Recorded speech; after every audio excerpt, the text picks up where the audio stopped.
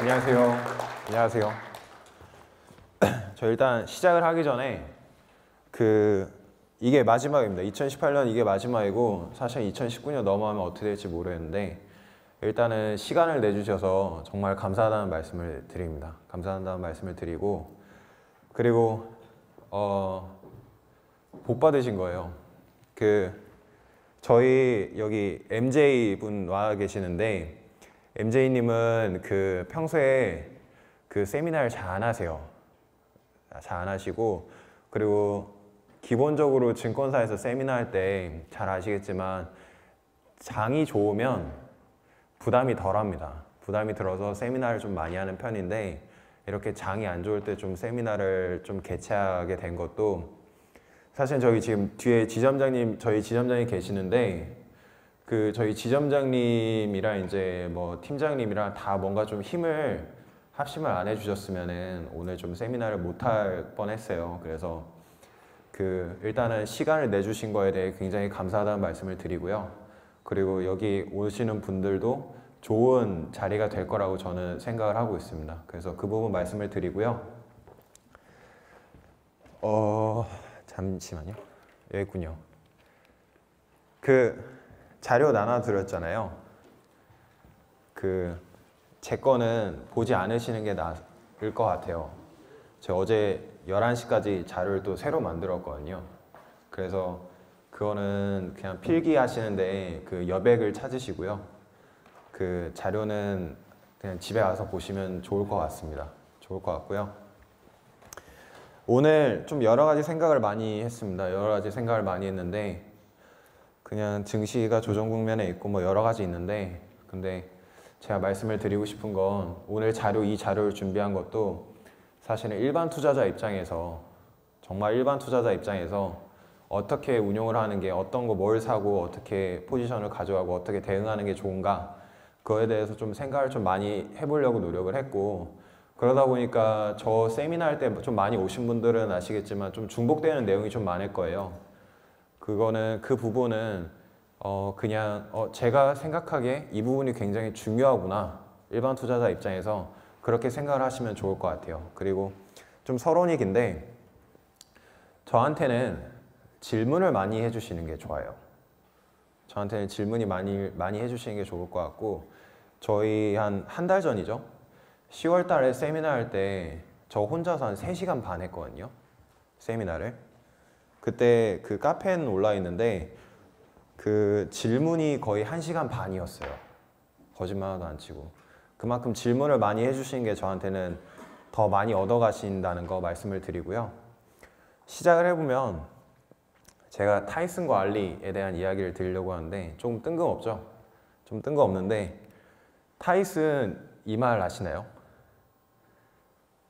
한국말로 조금 의역해서 이렇게 조금 거친 말로 말씀을 드리면 맞기 전에는 모든 사람들이 다 계획을 가지고 있다는 얘기죠. 모든 사람들이 다 그럴싸한 계획을 가지고 있다. 맞기 전까지는. 저는 지금 시장이 타이슨 같아요. 그냥 막 투자자들 막 이렇게 괴롭히는 것 같아요. 근데 제가 타이슨만 말씀을 드리는 게 아니라 지금 무함마드 알리 아시죠? 무함마드 알리. 알리는 굉장히 헤비급 치고는 굉장히 몸이 가벼웠던 사람이고 그리고 알리의 유명한 경기를 보신 분들은 아시겠지만 도전자를 만났을 때 많이 아시겠지만 거의 저는 복싱을 잘 몰라요. 근데 마지막 라운드까지 피하기만 했어요. 도전자 왔을 때 막 계속 피하고 그리고 막 괴롭혔어요. 이렇게 클린치라고 하잖아요. 이렇게 둘이서 붙으면은 거기다 이제 계속 너 이거밖에 안 돼, 너 이거밖에 안 돼 계속 도발을 한 거예요. 알리는. 그렇게 마지막 라운드까지 갔어요. 그리고 마지막 라운드에 가서 이겼죠. 힘을 다 빼놓고 나서. 알리는 가벼운 몸놀림은 자기의 특징이었고 전략이 굉장히 유효했던 사람이에요. 챔피언으로서. 그래서 경기를 마지막 라운드까지 지배했던 사람이고 제가 무함마드 알리를 말씀을 드린 이유는 오늘 이 자리에 계신 분들이 알리처럼 좀 시장에 조금 대응을 하시면 좋겠다라고 생각을 해서 말씀을 드리는 거고, 조금 더 바꿔서 말씀을 드리면 오늘 오신 분들이 조금 더 사고가 좀 유연하게, 그리고 전략은 조금 더 뚝심 있게 그렇게 이제 시장을 지배하는 투자자가 됐으면 좋겠다, 이런 명분에서 조금 자료를 준비했습니다. 여기서 이제 말씀을 드리고, 다시 뭐 팀장님도 말씀을 해주셨지만 지금은 기본을 다시 말씀드리는 게 가장 좋은 것 같아요. 기본을 말씀을 드리고, 그 애초에 이제 기본에 맞춰서 투자하셨던 분들은 아, 내가 그래도 올바른 길을 가고 있구나, 그렇게 생각하시는 자리가 됐으면 좋겠는데, 저희가 투자를 이야기를 할 때 워렌 버핏을 굉장히 이야기를 많이 하잖아요. 저는 오늘 다들 들어보셨던 이야기를 할 거고요. 대신 조금 더 와닿게 말씀을 드리는 자리를 만들려고 노력을 하겠습니다. 일단은 장기 투자를 굉장히 말씀을 많이 드려요. 장기 투자. 제가 예전 세미나에서 말씀을 드렸던 건데, 장기 투자 왜 해야 될까요? 그냥 단순히 그냥 오래 들고 있는 게 수익이 좋으니까? 단순히 그냥 오래 들고 있어야지, 오래 들고 있어도 좋은 기업이니까? 저는 조금 더 현실적으로 말씀을 드리면, 우리가 투자를 할 때 어떤 종목을 뽑아낼 때 두 가지 방식을 써요. 위에서 아래로 내려오는 탑다운하고 아래에서 위로 올라가는 바텀업하고. 그래서 어느 방식이 더 좋은 거냐, 이거에 대해서는 좀 생각을 조금 해보고, 논란의 여지도 좀 많이 있고 사람마다 다 다르고 궁극적으로는 둘 다 해야 되는 게 맞아요. 근데 제가 말씀을 드리고 싶은 거는, 여러분들 여기 앉아 계신 분들은 정보를 바텀업을 할 수 있을 정도로 정보를 신속하게 얻을 수가 없어요. 바텀업을 할 수 있을 정도로 정보를 딥하게 아실 수도 없어요. 있는 그대로 말씀을 드리면, 저도 바텀업을 할 때가 있는데, 제가 바텀업을 할 때는 정말 오늘 하루 무슨 일이 일어나는지, 그 회사에 무슨 일이 일어나는지 그것까지 다 팔로우업을 합니다. 근데 여기 계신 분들은 정말 가감없이 말씀을 드리면 바텀업을 하기는 조금 힘든 상황이에요. 그래서 저는 탑다운을 말씀을 드리고, 탑다운을 하다 보면은 자연스럽게 여러분들이 가져가시는 투자 포인트는 거시적인 관점에서 바라보시는 투자 포인트고요, 장기적인 관점에서 바라보시는 투자 포인트가 돼요. 그러면 여러분은 자연스럽게 장기 투자를 하셔야 되는 거예요. 장기 투자를 하셔야 되는 거예요. 그래서 저는 이러한 이유에서 저는 장기 투자를 하셔야 된다고 말씀을 드리는 거고요. 특히나 미국 주식을 하시는 분들은 장기 투자를 하시는 게 맞죠. 증시 떨어진다고, 증시 조정받는다고 현금화했다가 뭐 사기에는 굉장히 어려워요. 그래서 장기 투자 포인트를 가져가시는 게 오히려 더 마음이 편하실 거예요. 그 부분을 말씀을 드리고 싶고요.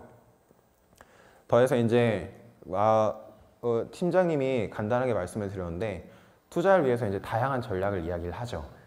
롱숏 전략부터 시작해서 어떻게 하면 뭐 이런 거 다, 이런 여러 가지 전략을 많이 하잖아요. 현금화도 전략이라고 이야기를 많이 하고요. 근데 가장 많이 하시는 게 차트 분석이시죠? 차트 분석이시죠? 근데 제가 말씀을 드리고 싶은 건, 차트 분석, 퀀트 분석, 그리고 여러분들이 펀드에 투자하실 때 그 펀드 설명서에 나와 있는 과거 수익률 자료 다 과거입니다. 현상을 이야기할 수 있는데 원인은 아니에요. 우리가 원인과 결과를 따져야 되잖아요. 우리가 바라는 결과는 수익률이 올라가는 결과이고요. 근데 제가 여쭤보고 싶은 게, 현상을 포착을 했어요. 근데 그 현상이 원인일까요? 수익률을 올리는 원인일까요? 원인은 아니라고 생각을 해요. 그래서 저도 이제 퀀트라는 걸 공부를 많이 했어요. 저는 전체적으로 어디 가서 풍어를 읊을 수 있을 정도로 공부는 계속 하고 있어요. 근데 제가 봤을 때는 특히나 일반 투자자의 입장에서 여러 가지 전략은 현상을 보는 거지 원인이 아니에요. 여기에 현혹되시면 안 돼요. 그 부분을 말씀을 드리고 싶고, 저는 더 나은 투자가 어떤 걸까? 이 부분을 생각을 많이 해야 될 것 같아요. 이 부분을 생각을 많이 해야 될 것 같은데 저는 제 생각에는 정량적 분석이죠. 퀀트 투자 그리고 이제 어떻게 보면은 차트 분석도 정량적인 분석이 될 것 같고요. 근데 이거 하나만 해서는 절대 안 돼요. 정성적 분석도 해야 되고요. 근데 여러분의 입장에서 제일 중요한 거는 정량적도 아니고 정성적도 아니고 여기 말씀드리는 투자 포인트를 확실하게 가져가셔야 돼요. 제가 세미나를 시작하기 전에 질문들을 많이 받았어요. 질문을 많이 받아서 답을 해드렸는데 질문 나온 것 중에 하나가 증시가 폭락을 하면 어떻게 대응을 해야 되는 거냐 질문을 해주셨는데 저는 그 대응을 하시기 전에 확실한 투자 포인트를 가지고 정말 마음에 드는 종목에 투자하시는 게 최우선 돼야 된다고 생각을 해요. 아까 팀장이 아마존 말씀하셨잖아요. 아마존은 전자상거래가 메인이죠. 전자상거래를 전체 시장 대비 2배 이상씩 성장을 하는 기업이에요. 과거 10년치 데이터를 보면은 아마존의 전자상거래 성장률은 거의 28%를 넘어요. 근데 똑같은 기간에 전체 시장의 전자상거래 성장률은 그거의 딱 반이에요. 14% 정도 나와요. 그러면은 저는 그게 더 확실한 투자 포인트가 된다는 거죠. 제가 이거를 말씀드리는 거는 제가 이따 뒤에서 개별 종목에 대한 말씀을 드리겠지만 제가 생각하는 투자 포인트를 말씀드리기 위해서 이 부분을 먼저 말씀을 드린다는 거 강조해 드리고요. 그래서 결국에는 투자의 모든 것의 시작과 끝은 확실한 투자 포인트에서부터 시작을 한다는 거 다시 한번 강조를 드리고요. 지금 변동성이 굉장히 높죠? 변동성이 굉장히 높죠? 저희 카페에 항상 글을 써주시는 분이 있는데 정말 주옥 같은 말씀을 해주셨는데 변동성은 리스크가 아닙니다. 참고로. 변동성이 높다는 걸 리스크가 높다는 게 전혀 아니에요. 그냥 주가 변동성이 높다는 거예요. 그냥 주가 변동성이 높다는 거고 그건 리스크가 절대 아니에요. 이거는 워렌 버핏이 한 얘기예요. 두 개를 혼동하시면 절대 안 되고요. 변동성이 굉장히 높잖아요. 지금 저 개인적으로 생각했을 때 지금 여러분들이 포커스를 맞추셔야 되는 거는 올해 2018년에 기준금리를 몇 차례 인상하고 끝낼 것인가? 지금 12월 기준금리 인상 안 하고 그냥 끝낼 것인가? 아니면 12월 기준금리 인상하고 4차례로 끝날 것인가? 이게 지금 제일 중요하다고 생각을 해요. 그리고 답은 모르겠어요, 저도. 솔직하게 말씀을 드리면. 제 입장에서 봤을 때 트럼프가 지금 12월 기준금리 인상하면 안 된다라고 얘기를 하잖아요. 그리고 그거에 대한 명분은 인플레이션이고요. 근데 제가 봤을 때는 그냥 이거 물론 제 사견입니다. 물론 제 사견인데 인플레이션을 명분으로 한 거는 맞는 것 같아요. 인플레이션을 명분으로 해서 기준금리 인상을 하면 안 된다 얘기하는 거는 그 명분이 맞는 것 같긴 해요. 무게는 있는 것 같아요. 다만 어제 고용 보고서가 나왔죠. 굉장히 높게 나왔죠. 신규 고용이 굉장히 늘었죠. 시장 예상치를 넘었죠. 그러면은 페드의 입장도 다시금 4차례 인상도 굉장히 힘을 얻죠. 그리고 기본적으로 페드는 정치권의 영향을 받으면 안 되죠. 국제적인 신뢰가 걸린 문제이기 때문에 정치권에 휘둘려서는 안 되죠. 그래서 12월 기준금리 인상 가능성에 대해서는 뭐가 답이다 말씀드리기 굉장히 어려운 것 같아요. 다만 확실한 거는 지금 증시가 굉장히 변동성이 높아졌잖아요. 지금 이렇게 조정 국면이 오게 된 가장 큰 이유 중에 하나는 지금 10년 만기 국채 금리가 올라서예요. 근데 제가 보시면은 2월 달에도 그랬고요. 지금도 그래요. 기준금리가 올라서 조정이 온 거예요. 지금 제가 어제도 저는 고객분들을 모아놓은 카톡방이 있어요. 카톡방이 있고 거기에 질문을 해주시는 거 아니면 따로 저한테 질문을 해주시는 것 중에 정말 많이 질문을 해주신 것 중에 하나가 어제 매수 안 하나요? 지금 들어가면 좋은 거 아닌가요? 저점 아닌가요? 말씀을 드리는데 지금이 왜 매수해야 되나요? 지금 뭐 중국이랑 미국이랑 무역 갈등 뭐 그 이슈 때문에? 근데 제가 말씀을 드리고 싶은 건 지금 보시면 이렇게 조정이 온 거는 10년 만기 국채 금리가 가파르게 올라서 조정이 온 건데요. 근데 지금 12월 기준금리 인상 가능성에 대해서 확실하게 온 것도 아닌데요.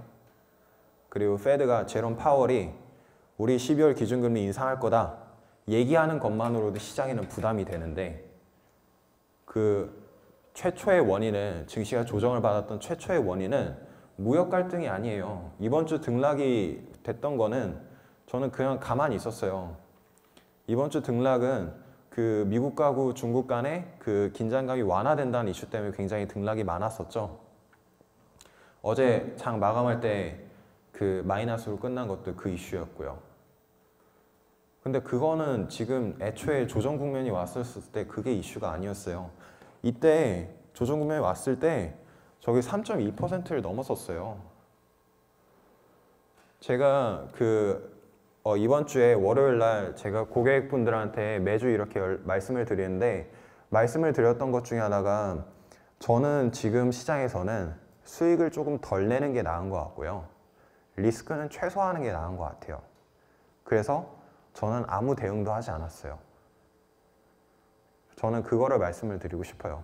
여러분들이 이번 주에 미중 무역 갈등 뭐 이런 여러 가지 이슈를 들으셨겠지만 제가 드리고 싶은 질문은 애초에 지금 조정 국면이 미중 무역 갈등 때문에 왔던 거냐? 질문을 드리면은 거기에 대한 답이 나오시면은 지금 변동성이 지금 저점이라고 얘기할 수 있는지 아닌지는 조금 보셔야 되지 않을까 저는 생각을 하고 있죠. 당장에 어제 고용보고서 나오고 지금 보시면 아시겠지만 지금 저 끝에 10월달 넘어서 지금 그 10년 만기 국채 금리가 또 한 번 크게 내려왔었죠.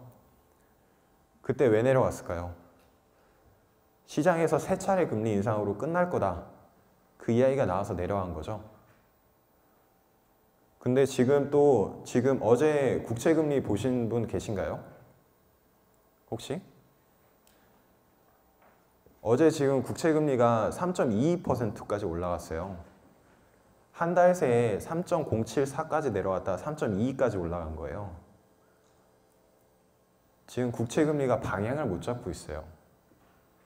저는 그거를 더 보고 있고 그게 더 지금 무역 갈등보다는 조금 더 큰 이슈가 아닌가, 신경 써야 되는 이슈가 아닌가 생각을 하고 있고, 중간 선거, 무역 갈등 저한테는 그렇게 중요한 이슈는 아닙니다. 솔직하게 말씀을 드리면 별로 그렇게 신경 쓰지 않아요. 저는 이거보다는 이 사람 한마디가 더 무섭습니다. 파월이죠. 이 사람 한마디가 더 무섭고 이 사람 말 한마디에 전략?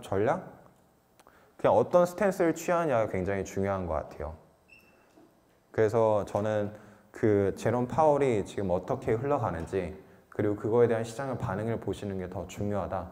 그 부분을 말씀을 드리고요. 변동성이 높죠. 변동성이 높으면 참고로 지금은 변동성이 정상 범주라고 저는 생각을 하고 있어요. 지금 워렌 버핏이 한 말인데 그냥 의역을 하면은 지금 높은 가격에 좋은 주식을 사는 것보다 좋은 가격에 적정한 가격에 지금 굉장히 좋은 회사를 사는 게 더 낫다 이 말이에요. 그 워렌 버핏이 이야기하는 가치 투자죠. 기본이죠. 가치 투자의 기본이죠. 변동성이 높아지는 만큼 여러분들이 적정 가격 수준에 접근할 수 있는 확률 또한 굉장히 높아집니다. 그래서 무조건 겁내시는 건 아니신 것 같아요. 그래서 그 부분을 말씀을 드리고 싶었고, 그렇다면 매도는 언제 할까? 제가 이 질문이 지난번 세미나 할 때 제가 이 질문을 받았어요. 이 질문을 받았는데 그 매수를 어떻게 가져갈까? 매도를 언제 가져갈까? 그 부분을 밸류에이션을 보고 하는 게 나을까? 그런 고민도 저는 이번 세미나 하기 전까지 제 가장 큰 고민 중에 하나 그거였거든요. 밸류에이션을 어떻게 봐야 되느냐. 근데 굉장히 고민도 많이 했는데 결론적으로 말씀을 드리면은 매도는 기본적으로 투자 포인트를 확실하게 가져가신다면 워렌 버핏이 이야기했듯 우리가 가장 좋아하는 홀딩 피리오드는 영원이라고 얘기하죠. 이런 주식을 찾는 게 더 중요하세요. 제가 봤을 땐 일반 투자자 입장에서는 어쩌면 당연한 이야기겠지만 이게 제일 중요하신 것 같고, 저는 밸류에이션을 보고 어떤 매도를 가져가시는 것보다는 그 산업에 우선적으로 산업이 성장하고 그리고 기관들의 타겟 프라이스가 계속 올라가는 주식을 잡고 있는 게 일반 투자자 입장에서는 더 낫지 않나 이렇게 생각을 하고 있고요. 여기까지는 제가 사실은 종목들을 말씀을 드리기 전에 종목에 대한 접근을 어떻게 했는지에 대한 말씀을 드리려고 저기를 했고요. 지금부터 종목에 대한 말씀을 간단하게 드릴 건데, 우선적으로 말씀을 드리고 싶은 건 제가 이 종목들을 말씀을 드릴 거예요. 애플하고요, 아마존하고요, CME하고요, 그리고 CMG하고요, GM하고 MSFT, 엔비디아, 프록터앤갬블, 비자, 그리고 조티스. 아시는 기업도 있고 모르시는 기업도 있을 거고요. 근데 제가 이거를 왜 가져왔냐, 이 표를 왜 가져왔냐, 저기서 빨간 거 보이시죠? 1.08이죠. 저게 베타예요. 베타예요, 베타. 베타는 베타가 1이면 우리가 기본적으로 시장을 추종한다고 얘기를 해요. 그리고 베타가 1보다 작으면 시장에 조금 둔감하다 이야기를 하고요. 1보다 크면은 시장보다는 조금 더 민감하게 반응한다 이렇게 이야기를 해요. 제가 베타를 가져온 거는 정말 여러분들의 입장에서 조정도 안 하고 뭐 이런 거 안 하고 현금화도 안 하고 근데 증시는 떨어지고 그러면 어떻게 내가 조금 마음의 여유를 어떻게 가져야 되느냐 이런 걸 좀 생각을 했을 때 제가 말씀을 드리고 싶은 거는 베타를 1로 맞추시는 거, 베타를 최소한 1 이하로 맞추시는 게 조금 더 마음이 편하실 것 같아요. 그러면 떨어져도 최소한 내가 포트폴리오는 시장만큼 떨어질 확률이 조금 더 높잖아요. 시장만큼만 떨어지면은 괜찮은 거예요. 시장이 떨어질 때 내 주식은 안 떨어진다. 그거는 굉장히 힘든 이야기고요. 시장이 떨어질 때 내 주식은 시장만큼만 떨어지고 시장이 올라갈 때 나는 시장보다 더 많이 올라가면 좋겠다. 그렇게 생각을 하시는 게 더 나을 것 같아요. 저도 실질적으로 그렇게 생각을 하고 있고요. 그래서 그 시작을 조금이라도 마음을 편하게 하시려면 베타를 맞추시는 게 1 이하로 맞추시는 게 더 낫지 않아 생각을 하고 있어요. 그래서 지금 여기 보시면은 이거는 참고로 어딜 가나 베타는 쉽게 구할 수가 있어요. 뭐 finbiz.com이나 뭐 야후 파이낸스나 어딜 가나 다 쉽게 구할 수 있는 거고요. 베타 곱하기 지금 비중이에요. 그거에 대한 값이 나온 거고요. 이거를 그냥 단순 합한 겁니다. 그래서 1.08이 나온 거고요. 그래서 지금은 베타를 1 이하로 맞추시는 게 어떨까 이제 생각을 하고요. 근데 베타가 1이라는 건 시장을 어느 정도 추종한다는 거예요. 이게 베타가 1을 맞춘다는 게 분산 효과를 이야기하는 건 아니에요. 개별 기업의 리스크가 그대로 남아있다는 거죠. 그 분산 효과를 이야기하시려면 여기 계신 분들이 다 한 30 종목은 알고 계셔야 돼요. 최소한. 퀀트에서 얘기하는 게 내가 포트폴리오를 짜는데 이 포트폴리오가 분산 효과를 누릴 수 있을 정도로 그 크기다. 그게 30이에요. 최소. 30이 되면은 모집단을 추종을 한다. 시장을 추종한다. 이렇게 얘기할 수 있는데 분산 효과를 이야기하는 건 아니에요. 근데 베타로 이제 시장을 어느 정도 추종한다. 그 그림이 나왔으면은 개별 기업을 가지고 있으면 그리고 이제 개별 기업에 대한 확실한 투자 포인트가 있으시면 알파를 추구하실 수 있어요. 우리가 시장 대비 초과 수익률 알파라고 이야기하잖아요. 내가 확실한 투자 포인트를 잡고 있고 그거에 대한 이게 확실한 저희가 있으면 개별 기업에 대한 리스크를 남겨놓는다는 거는 그만큼 업사이드도 남아있다는 거예요. 그러면 알파를 추구할 수 있다는 거죠. 그래서 저는 일단은 조금 마음 편하게 하시면은 베타를 일단 맞추시는 게 좋고 베타를 맞추시면은 그리고 이제 좋은 기업, 정말 확실한 투자 포인트가 있는 기업으로 베타를 맞추신다면 그거에 대한 충분히 시장 초과 수익률을 추구할 수 있지 않을까 조심스럽게 얘기를 드립니다. 조심스럽게 말씀을 드리고요. 참고로 지금 여기 나온 종목들 있잖아요. 이게 전일장은 반영한 게 아니고요. 11월 1일 종가로 나온 거거든요. 제가 이건 나중에 카페에 시간 지나고 나서 이 수익률이 어떻게 나왔는지 저도 궁금해요. 한번 계산해서 한번 말씀을 드릴게요. 그리고 넘어가서 이제 종목에 대한 말씀을 드릴 건데, 저 팀장님이 거짓말을 하셨어요. 저한테 어제까지 얘기하시기에는 종목에 대한 이야기는 전혀 안 한다고 저한테 말씀을 하셨는데 거짓말을 하셨어요. 그래서 네, 거짓말을 하셔서 그래도 준비는 했어요. 준비는 했는데 제가 생각하는 투자 포인트를 말씀을 드릴게요. 뭐 팀장님 거 들으시고 제 거 들으시고 결심을 가지시면 되는 거죠. 애플이 주가가 굉장히 버텼죠. 애플 지금 이렇게 주가 보이시는 거 여태까지 베타를 보시면은 베타가 이런 의미구나 라고 생각하실 수 있을 거예요. 그건 그렇게 보시고요.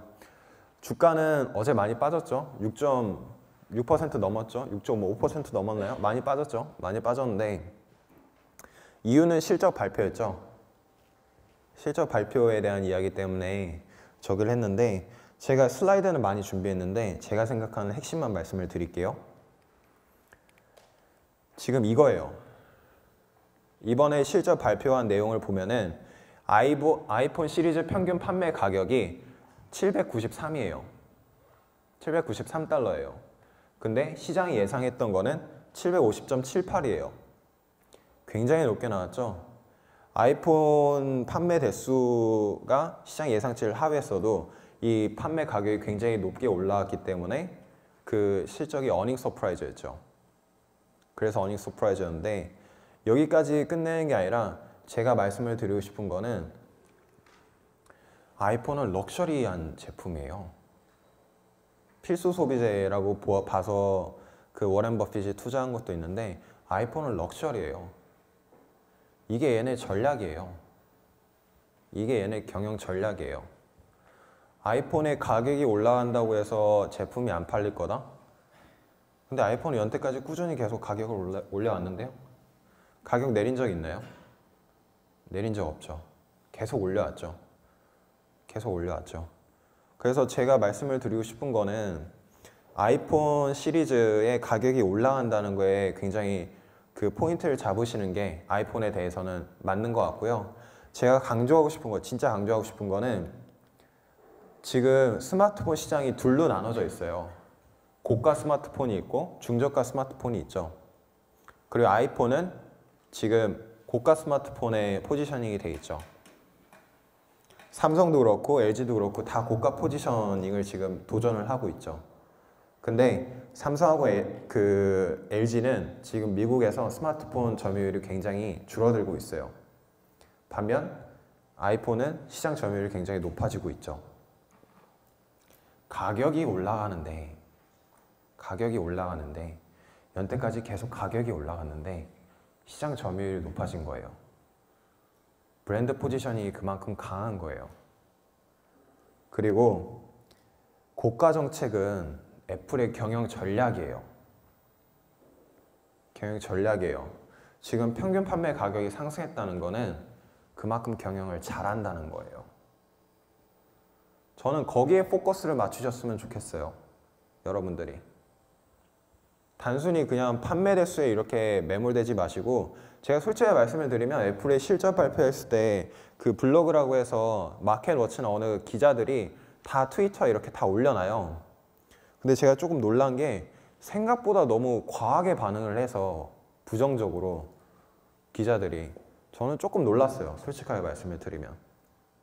그래서 그 부분에 너무 매몰되지 않으셨으면 좋겠다. 얘네는 경영을 잘한다.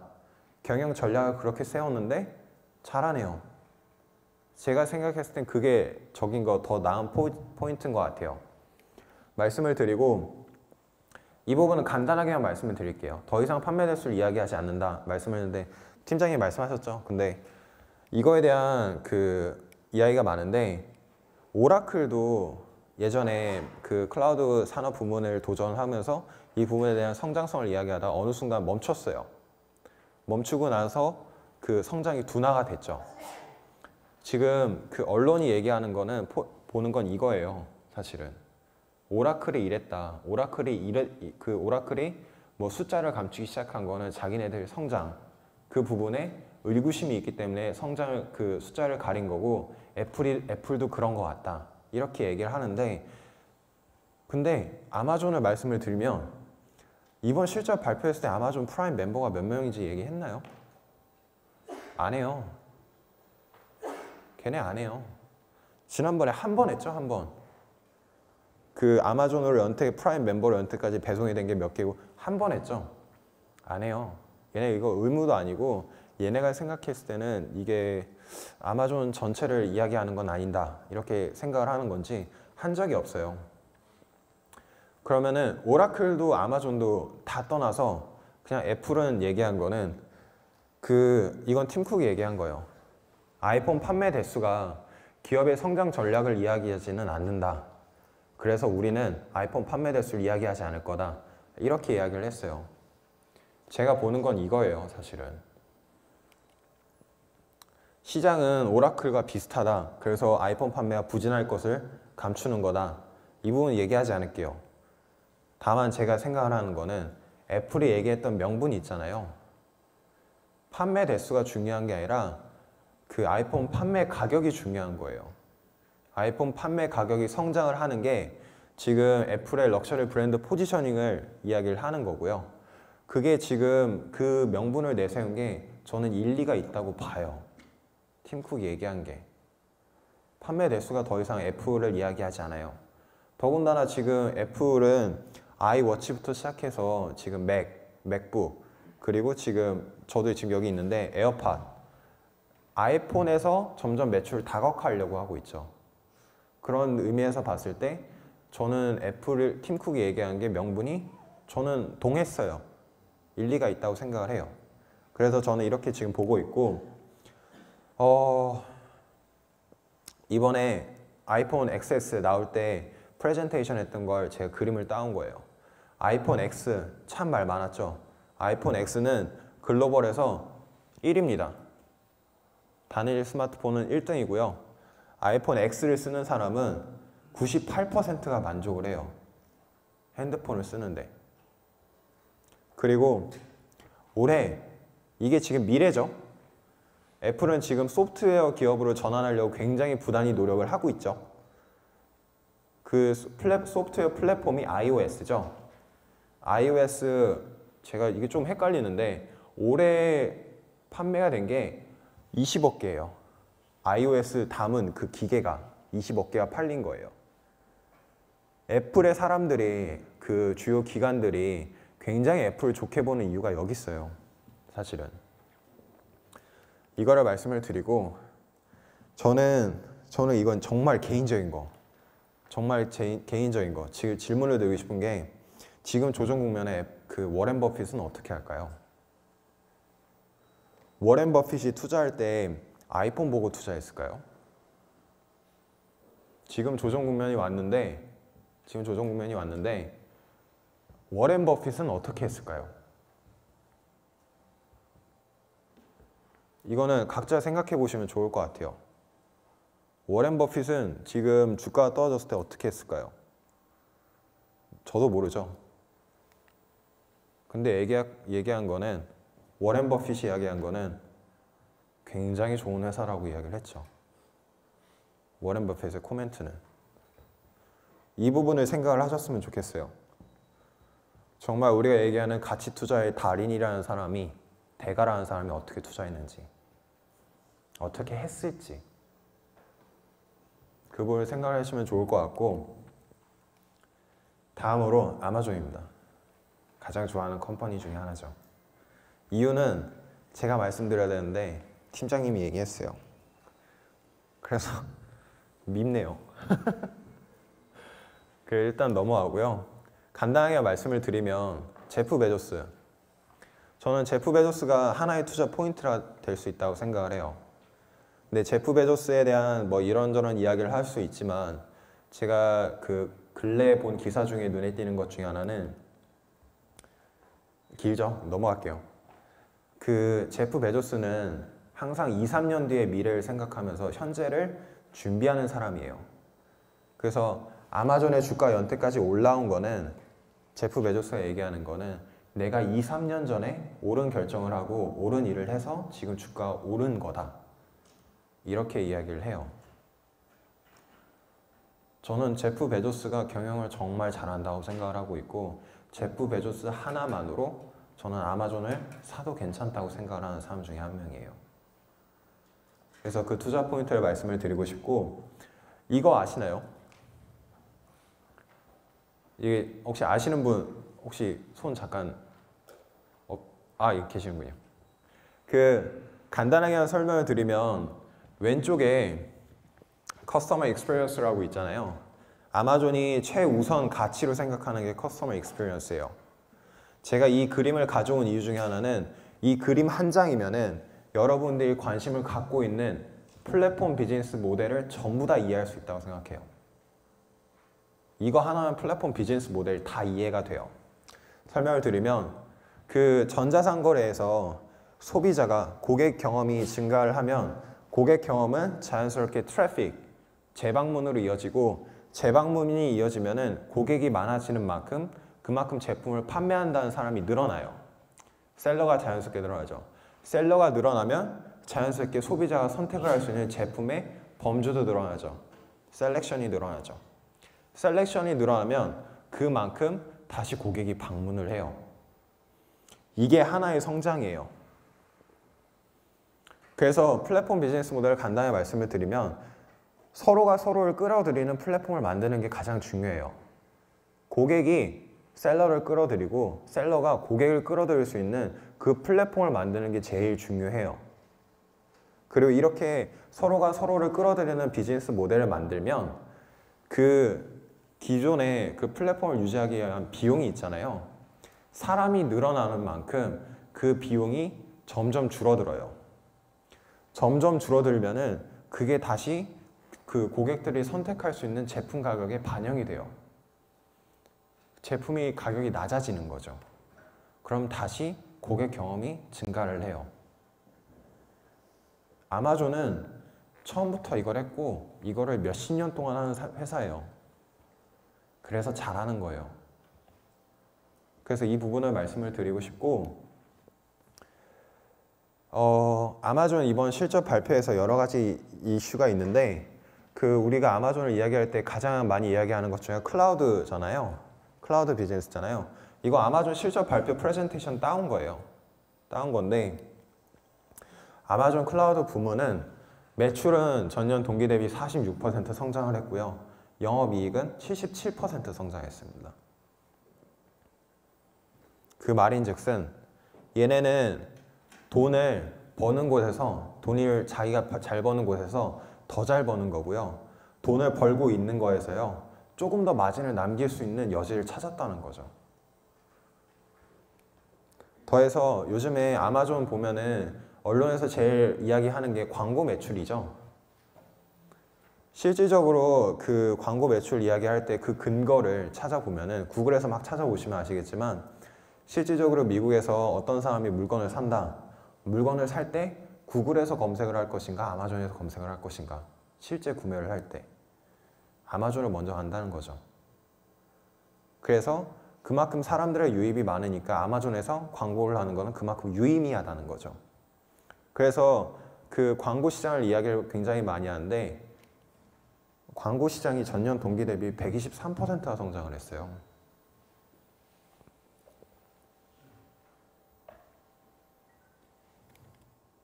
결론은 여러분이 내시는 거예요. 솔직히 말씀을 드리면 증시가 조정 국면에 있기 때문에 저희가 딱 확신을 갖고 말씀드리기 굉장히 어려워요. 근데 제가 생각하는 투자 포인트를 말씀을 드렸잖아요. 그 투자 포인트에 대한 결론을 내시면 되는 거예요. 이 부분 이렇게 여지를 좀 남겨두고 싶고요. 프록터 앤 갬블, 여기서부터는 슬라이드가 별로 좀 없습니다. 슬라이드가 별로 없는데 프록터 앤 갬블, PG죠? P&G. 지금 주가가 지금 이렇게 내려왔다 이렇게 올라가는데 이거 10년 만기 국채 금리랑 비교해 보시면 딱 좋아요. 그 프록터 앤 갬블은 필수 소비재 섹터에 속하죠. 그리고 이제 경기 방어를 이야기를 하죠. 그리고 필수 소비재 프록터 앤 갬블의 가장 큰 매력 중에 하나는 배당이죠. 배당이 높다는 거죠. 근데 그 10년 만기 국채 금리 뭐 이런 게 올라가면은 배당 매력이 떨어지죠. 배당 매력이 떨어지죠. 이거 10년 만기 국채 금리랑 이렇게 비교해서 야후 파이낸스 같은 데서 비교해 보시면 10년의 국채 금리 오를 때 주가 떨어지고요. 그 10년의 국채 금리 옆으로 이제 횡보할 때 주가 다시 올라가요. 그 부분을 말씀을 드리고 지금 10년 만기 국채나 기준금리 인상을 가지고 만약에 매매를 하신다, 일단 그건 잘못된 거지만 그 경기 방어 섹터에 어느 순간에 들어가는 게 좋은가 그거를 보실 때 기준금리 인상은 뭐 중요한 포인트가 될 수 있다. 이렇게 좀 말씀을 드리고 싶고요. 포인트를 이게 지금 파는 거예요. 프록터 앤 갬블 파는 건데 타이드 아시죠? 다운이 아시죠? 지금 뭐 SK2도 있어요, 참. SK2도 있고 지금 뭐 정말 우리가 쓰는 뭐 화장품 뭐 이런 거 화장지 뭐 키친타올 이런 거 다 얘네가 만들어요. 얘네 리스크가 뭘까요? 저는 제가 사는 바로 1층에 얘네 리스크가 매장이 있어요. 우리나라로 생각을 해보면 얘네 리스크가 뭘까요? 이마트의 노브랜드죠. 이마트의 노브랜드죠. 그런 프라이빗 브랜드, 그런 제품들이 나오는 게 얘네들이 직접적인 위험이에요. 근데 제가 말씀을 드리고 싶은 거는 정상재라는 거예요.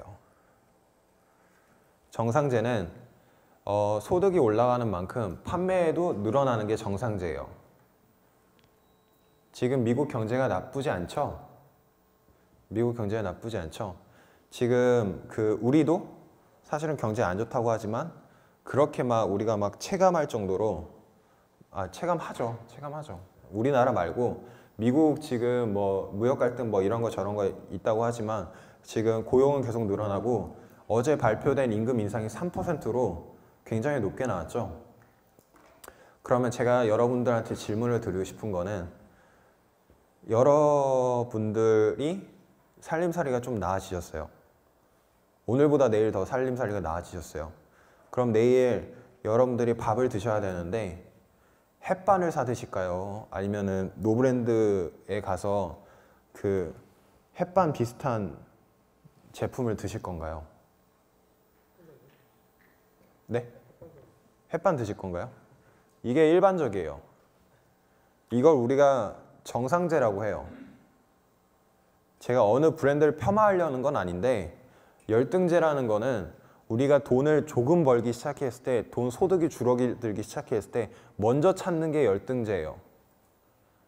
제가 프록터 앤 갬블이 얘네 매출 구조가 65%가 선진국에서 발생을 해요.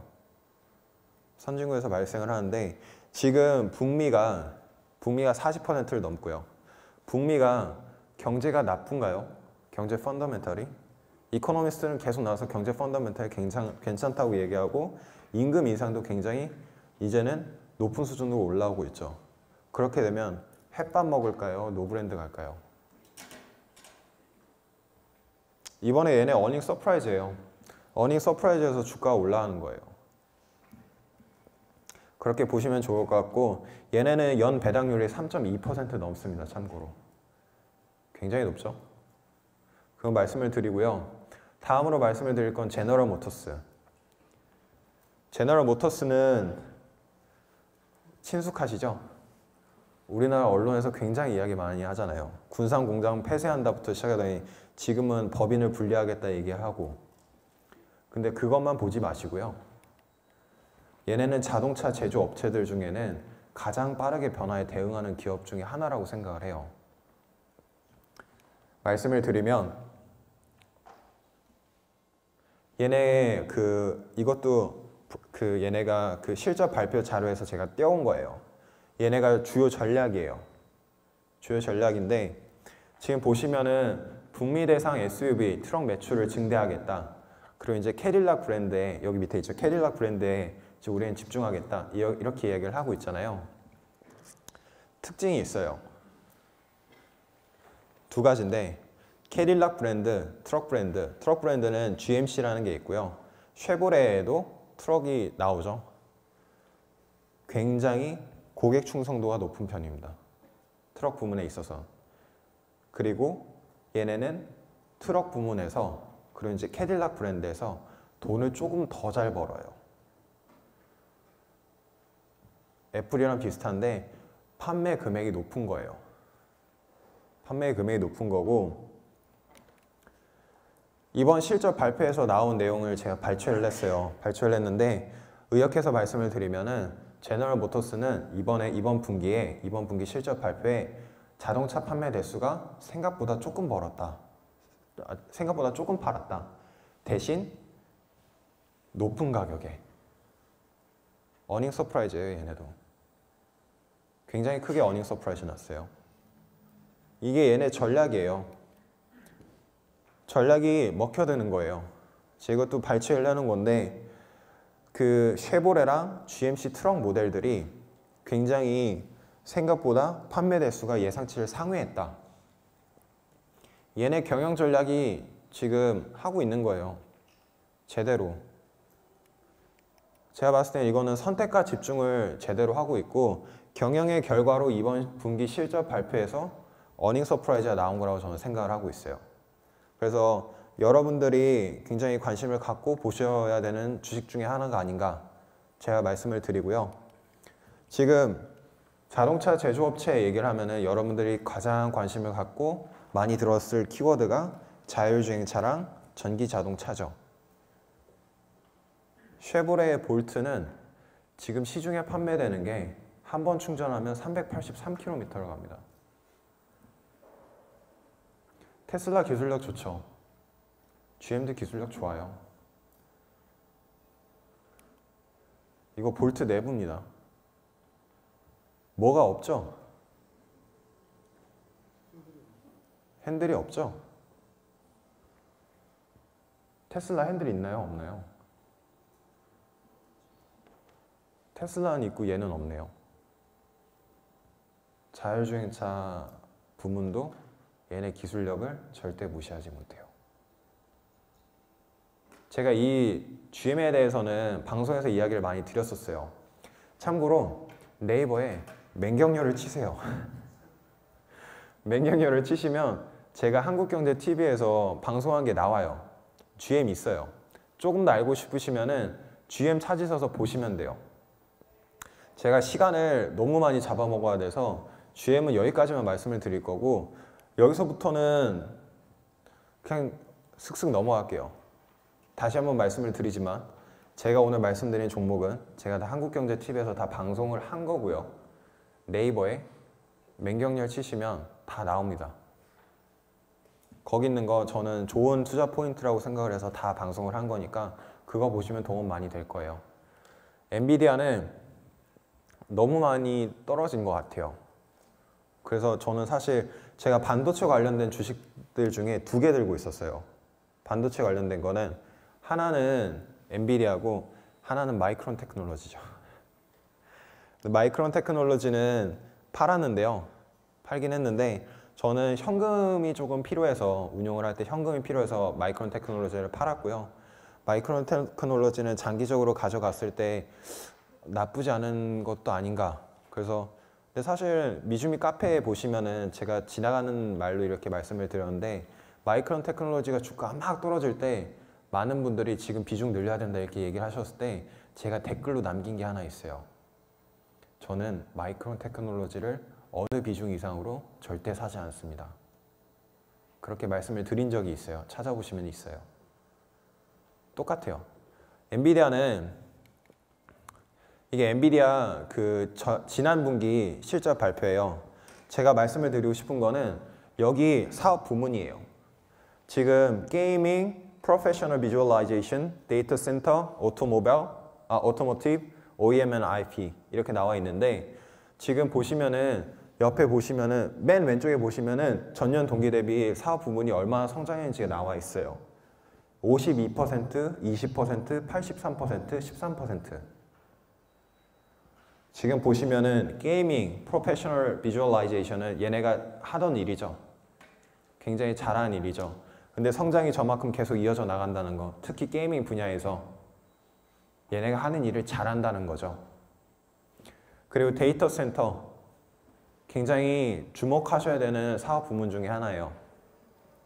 83%가 올랐습니다. 저번 실적 발표 때 전년 동기 대비. 그리고 오토모티브는 미래죠. 자율주행차. 아직은 실적이 굉장히 미미해요. 이거 지금 숫자로 보시면은 전체에서 매출이 차지하는 비중이 굉장히 작아요. 근데 그만큼 미래를 이야기할 수 있는 부문이라고 생각을 하고 있고, 이거는 넘어갈게요. 저는 엔비디아를 봤을 때 엔비디아가 미래를 이야기한다고 저는 생각을 해요. 가장 최근에도 JP 모건이 그 바이 의견을 다시 한번 확인했죠. 그래서 그 굉장히 저기를 생각을 하고 있고, 이거 중요합니다. 이 문장 중요해요. AMD 사신 분 계신가요? 사셨던 분 계시죠?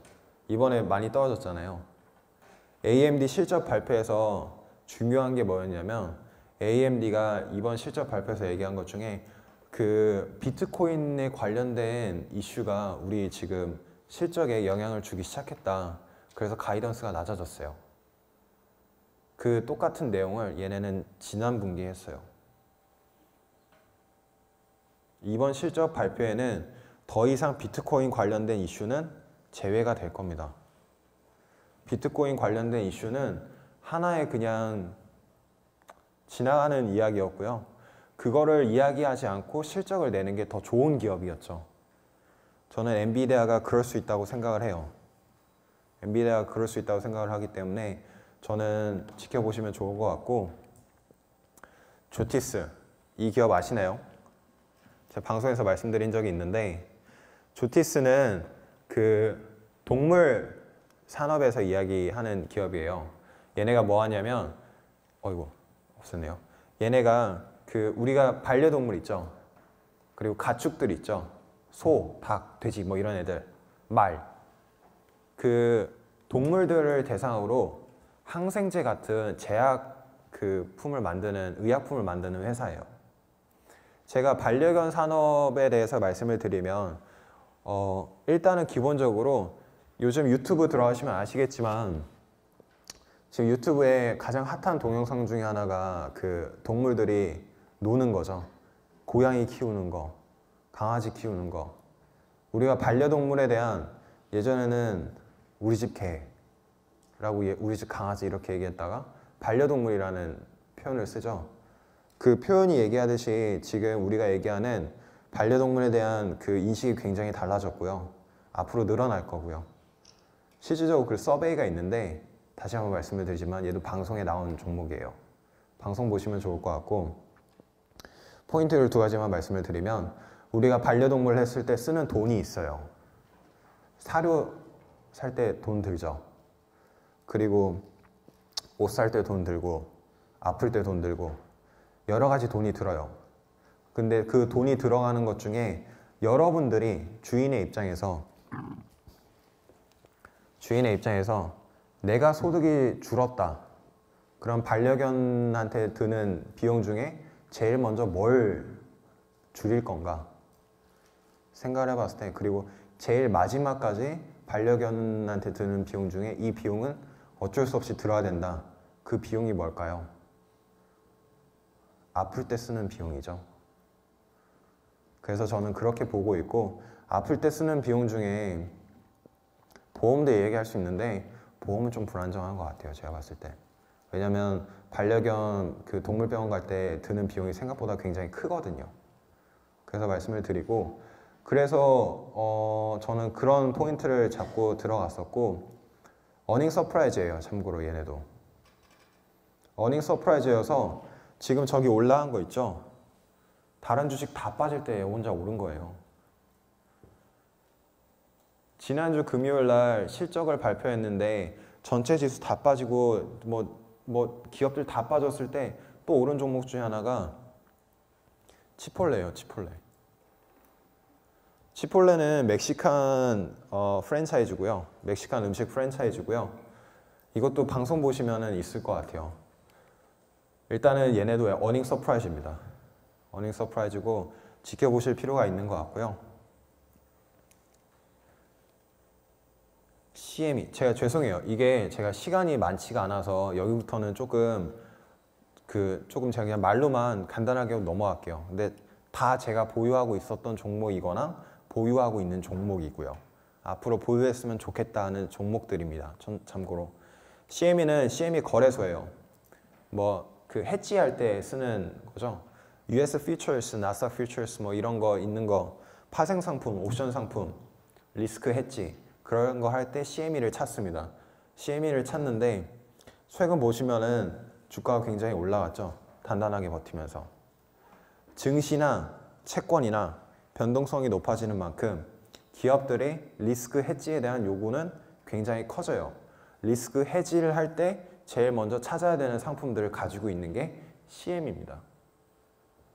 파생 상품, 옵션 얘기할 때 많은 분들이 투기 거래를 이야기를 많이 하세요. 근데 CME는 투자일 수 있겠죠. 투기가 아니라. 투자를 많이 말씀하시는데 CME 상품들의 본래 목적은 리스크 해지입니다. 증시가 변동성을 높여가는 만큼 리스크 해지에 대한 수단 또한 굉장히 높여간다는 거, 그 부분 말씀을 드리고 싶고요. 주가 남들 다 빠질 때 올라가는 거는 분명히 이유가 있겠죠. 비자는 좋은 회사입니다. 그 방송 보시면 될 것 같고요. 카드 서비스 중에서는 1등이죠. 여기까지만 말씀을 드릴게요. 마이크로소프트도 실적 발표 났죠. 어닝 서프라이즈였죠. 마이크로소프트를 좋게 보는 이유 중에 하나가 진짜 소프트웨어 기업 중에 진짜 소프트 기업이 뭘까? 지금 현재를 주도하고 있는 소프트웨어 기업이 어딜까? 저는 마이크로소프트가 아닐까 생각을 해요. 정말 소프트웨어 기업, 정말 기술주다운 기술주, 물건 안 팔고 기술주다운 기술주 얘기할 때 저는 마이크로소프트가 답이 아닐까 생각을 하고 있고요. 우리가 쓰는 마이크로소프트 오피스 있죠? 윈도우, 그렇게 보시면 좋을 것 같고, 마지막으로 이거는 참고로 제가 아까 그 리스트에 없던 종목이에요. 버크셔 해서웨이. 제가 버크셔 해서웨이 가져온 이유는 제가 질문을 받은 것 중에 하나가 지금 너무 성장주에 매몰되어 있는 거 아닌가. 앞으로 가치 투자 방향으로 넘어가는 게 맞지 않을까 말씀을 드리는데, 그 질문에 대해서도 생각을 굉장히 많이 했어요. 여러분들이 가치 투자를 어떻게 하면 조금 더 쉽게 할 수 있을까? 지금 여기 계신 분들 중에, 우리나라에 있는 분들 중에 워렌 버핏만큼 가치 투자를 할 수 있는 사람이 있을까요? 가치 투자하시고 싶으시면 그냥 버크셔에서 사시는 게 제일 쉬운 방법이 아닐까 생각을 하고 있어요. 그래서 버크셔 해서웨이를 가져왔어요. 저는 성장주에서 가치 투자로 넘어가는 것도 분명히 생각해 볼 흐름이라고 생각을 해요. 그런 의미에서도 가져온 것도 있고요. 가치 투자 어려워요. 저는 주가가 싸다는 말이 진짜 어려운 말인 것 같아요. 언제 싼지 어떻게 알아요? 솔직히 말씀을 드리면. 그 고민을 굉장히 많이 했는데 언제 싼지 어떻게 알아요? 지금 싼 줄 알았는데 그 기준이 있잖아요. 싸다고 얘기하는 기준이 있잖아요. 근데 이 기준이 내려와 보면 어떻게 해요? 그럼 언제 싼지 어떻게 얘기해요? 솔직히 말씀을 드리면. 가치 투자는 정말 어려운 것 같습니다. 근데 가치 투자를 제일 잘하는 사람이 여기 있네요. 가치 투자하시고 싶으시면 그냥 버크셔에서 사시는 것도 나쁘진 않은 것 같아요. 그렇게 말씀을 드리고, 마지막으로 어떠신가요? 제가 세미나를 조금 오래 했는데 제 세미나가 좀 도움이 되시나요? 조금 저희 팀장님 계시고 MJ분 계신데 MJ가 말씀을 드리는 거랑 장호석 팀장님이 말씀을 드리는 게 도움이 많이 되시나요? 제가 정말 그냥 말씀을 드리면 지금 이 이벤트 하고 있는 거 아시나요? 제가 여러분들이 보실 때는 제가 그냥 그 이벤트를 하면 저한테 도움이 되죠. 도움이 되죠. 물론 도움이 돼요. 근데 여러분들이 생각하시기에 지금 참고로 그 유니버스 50이라는 거 있죠? US 스탁에서 서비스하는 거. 그 연초에 그 US 스탁에서 그 연 단위로 해서 가격을 정해서 팔았죠. 서비스를 했었죠. 근데 지금 그거 연 단위로 못 하시죠? 월 단위로 바뀌었죠. 월 단위로 바뀌면서 월 단위 그 가격이 올라갔죠. 만약 여러분들이 제가 말씀드리는 게 정말 도움이 되고 장우석 본부장이 이야기하는 게 정말 도움이 되고 MJ가 말씀을 드리는 게 정말 말이 된다. 정말 이 사람들은 옳은 길을 가고 있다 생각하시면은 오늘 보시는 이 이벤트가 이건 마지막이에요. 참고로 제가 연 말까지 가져갈 거긴 한데 오늘 보시는 가격이 내일보단 싸겠죠. 정말 잘하고 있다면. 보험 많이 드시죠? 실비보험 같은 거. 보험 계리사분들이나 보험 업종에 그 종사하시는 분들한테 여쭤보면은 할 거면 빨리 하는 게 낫죠. 가입할 거면 빨리 하는 게 낫죠. 지금 이게 어제 제가 문자를 다 드리고 이 서비스를 진행을 할 건데 아직 명단이 다 답장을 안 주셨어요. 그래서 다음 주 중에 서비스를 시작을 할 건데 제가 24분한테 이거를 보내드렸거든요. 문자를 보내는데 저는 많이 하셨으면 좋겠어요. 그냥 그 지금 이 상태에서 그냥 가장 쉽게 그 정말 US스탁 정말 들을만 하다 그러시면은 가장 쉽게 얻을 수 있는 그 방법이 아닌가 생각을 하고 있어요. 그래서 이 부분은 한번 말씀드리고 싶었고요. 참고로 이 예산 따는 것도 정말 힘들었습니다. 그래서 많이 관심 가져주셨으면 좋겠고요. 저 참고로 이 자료 다 올려드릴 거예요. 다 나눠드릴 거예요. 사진 찍으셔도 좋고 다 좋은데 제가 나중에 다 올릴 거예요. 근데 제가 이 올리는 이유가 있어요. 저 이거 만드는데 어제 11시까지 만들었거든요. 한 4시에 퇴근해서 3시 반 4시에 퇴근해서 일 다 보고 마트 갔다가 다 하고 이거 다 저기를 했어요. 근데 제가 이거 드린 이유 혹시 아시나요? 저는 오늘 말씀드리는 거랑 내일 말씀드리는 거랑 다를 수 있어요. 제가 오늘은 A라고 얘기했다가 다음날 되면 B라고 얘기할 수 있고요. 다음날 되면 C라고 얘기할 수 있어요. 이건 분명히 제가 잘 만들었어요. 노력을 했고 굉장히 노력을 해서 만든 자료긴 한데 이게 언제 변할지 몰라요. 이 자료 가지시는 것보다 저랑 연을 맺으시는 게 여러분들의 입장에서는 더 좋을 거라고 생각을 해요. 여기 계신 분들 중에 제가 관리하는 단톡방이 있는데 그분들은 저한테 매주마다 피드백을 받으세요. 그냥 그게 더 나은 것 같아요. 시장은 변하잖아요. 저 연초까지만 해도 저 구글 안 산다고 했던 사람인데 저 지금 포트에 구글 들어있어요. 그리고 마이크론 테크놀로지 안 판다고 했다가 오늘 말씀드렸는데 마이크론 테크놀로지 팔았네요. 그거를 제 시간에 언제 듣느냐가 더 중요하신 것 같은데 그런 의미에서 저희 시스템이 안 좋은 건 알죠. 저도 물론. 근데 조금 더 길게 가시는 게 어떤 게 더 유익한 건가 생각하시면 좋은 것 같고요. 저는 오늘 여기까지입니다. 질문 많이 해주시면 좋을 것 같고요. 감사합니다.